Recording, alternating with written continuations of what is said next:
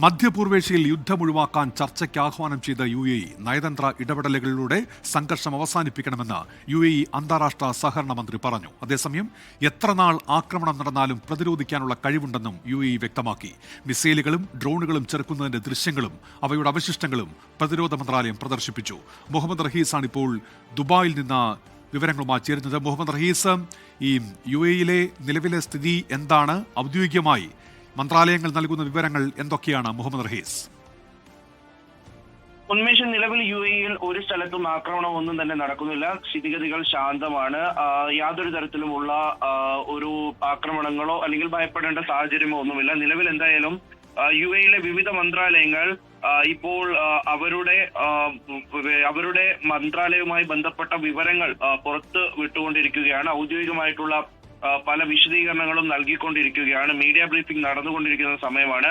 അതിൽ ഏറ്റവും പ്രധാനമായിട്ട് ഇപ്പോൾ UAEയുടെ ഭാഗത്തു നിന്ന് വന്നിരിക്കുന്ന ഒരു പ്രതികരണം, ചർച്ചയ്ക്ക് ഇരു രാജ്യങ്ങളും തയ്യാറാകണം, അല്ലെങ്കിൽ ഈ യുദ്ധത്തിൽ ഏർപ്പെട്ടിരിക്കുന്ന രാജ്യങ്ങൾ ചർച്ചയ്ക്ക് തയ്യാറാകണം എന്ന ഒരു ആഹ്വാനം ഇപ്പോൾ UAEയുടെ ഭാഗത്തു നിന്നും ഉണ്ടായിരിക്കുന്നു. അത് UAEയുടെ അന്താരാഷ്ട്ര സഹകരണ മന്ത്രിയായിട്ടുള്ള റീമൽ ഹാഷ്മിയാണ് അത്തരത്തിലൊരു പ്രതികരണം നടത്തിയിരിക്കുന്നത്. ചർച്ചയിലൂടെ മാത്രമേ പ്രശ്നങ്ങൾ പരിഹരിക്കാൻ കഴിയുകയുള്ളൂ.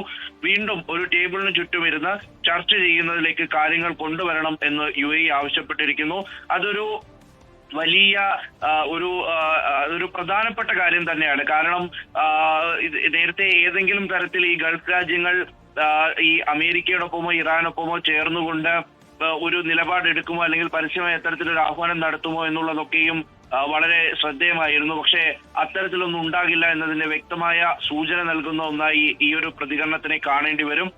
അതോടൊപ്പം തന്നെ ഇത് ഈ UAEയുടെ നിലപാട് മനസ്സിലാക്കിയിട്ടും അത് പരിഗണിക്കാതെ ഇറാൻ UAE ആക്രമിച്ചു എന്ന് കൂടി പറയുന്നുണ്ട്. കാരണം ഇറാനെ ആക്രമിക്കാൻ തങ്ങളുടെ മണ്ണോ ആകാശമോ കടലോ ഒന്നും ഉപയോഗിക്കാൻ പാടില്ല എന്നുള്ളത് UAE പറഞ്ഞിരുന്നു. തങ്ങളുടെ ടെറിട്ടറിയിൽ നിന്നും യാതൊരു തരത്തിലുള്ള ആക്രമണവും നടത്തരുതെന്ന് ആഹ്വാനം ചെയ്ത UAEയെ തിരിച്ച് ഇറാൻ UAEയിലെ പല കേന്ദ്രങ്ങളെയും ആക്രമിക്കുമ്പോൾ അത് ഒരിക്കലും അംഗീകരിക്കാൻ കഴിയില്ല, അപലപിക്കുന്നു എന്നൊക്കെയും പറഞ്ഞു വെക്കുന്നുണ്ട്. അതിനപ്പുറത്തേക്ക് ഈ അപകടങ്ങൾ ഉണ്ടാകുന്നത് മുഴുവൻ കൃത്യമായി മിസൈലുകൾ ഡിഫ്യൂസ് ചെയ്യുമ്പോൾ അല്ലെങ്കിൽ ഡ്രോണുകൾ ഡിഫ്യൂസ് ചെയ്യുമ്പോൾ അതിന്റെ അവശിഷ്ടങ്ങൾ പതിച്ചിട്ടാണ് എന്ന് ആവർത്തിച്ച് UAE പറയുകയാണ്. അതിനപ്പുറത്തേക്ക് ഈ പല തരത്തിലുള്ള ഈ അവശിഷ്ടങ്ങളും അത് ഡ്രോണിന്റെ ഒക്കെ ബാക്കിയും പൊട്ടിത്തെറിച്ച ഭാഗങ്ങളും ഒക്കെ ഈ ഒരു പത്രസമ്മേളനത്തിൽ കാട്ടുകയുണ്ടായി. അതിനെ സംബന്ധിച്ചിടത്തോളമുള്ള വിശദീകരണങ്ങൾ നൽകുകയുണ്ടായി. ഒപ്പം തന്നെ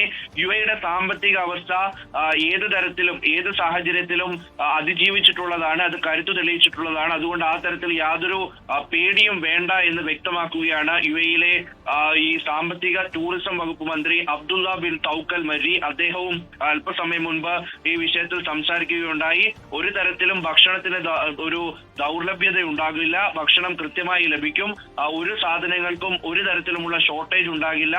അത് ഒരിടത്തു നിന്ന് ലഭിച്ചില്ലെങ്കിൽ മറ്റിടത്തു നിന്ന് ലഭിക്കാനുള്ള എല്ലാ സംവിധാനങ്ങളും ചെയ്തിട്ടുണ്ട് എന്ന് UAE ആവർത്തിച്ച് ഉറപ്പാക്കുകയാണ്. അതായത് ആ നിലക്കും യാതൊരു തരത്തിലും ഒരു പ്രശ്നം ഉണ്ടാകില്ല എന്നുകൂടി UAE പറഞ്ഞു വെക്കുന്നുണ്ട്.